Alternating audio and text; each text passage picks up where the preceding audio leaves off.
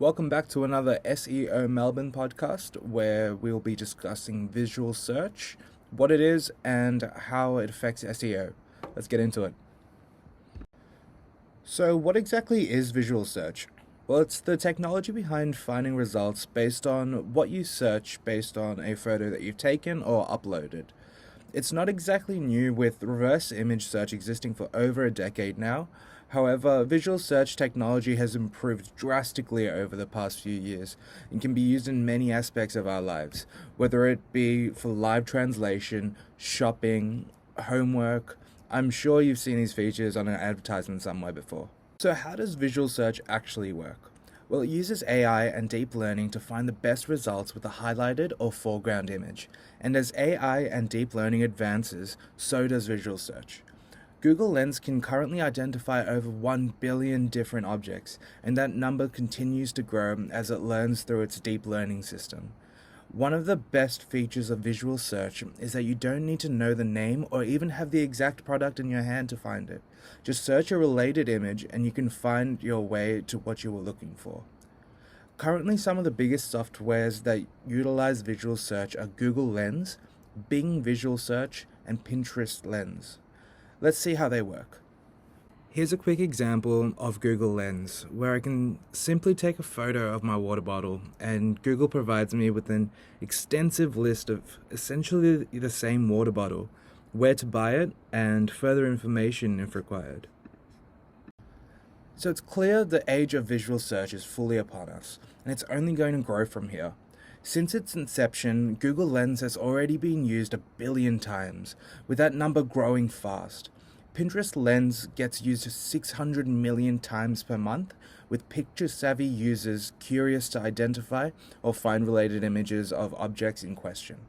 And it's not just Pinterest and Google Lens users that are interested in visual search. In fact, 62% of young customers from 18 to 34 want more visual search capabilities. Although currently visual search is predominantly used in the fashion and decor industry, with the progressive improvement of the technology as well as the growing hype around augmented reality, the possibilities are endless. With this demand, this trend of visual search is bound to grow. So what does this mean for SEO? Visual search will slowly change the way people search, meaning marketers will have to think about the different landscapes of SEO in terms of image rankings as well. Visual search and the technology around it has created deep tagging, using AI technology to identify the images we upload and tagging them automatically.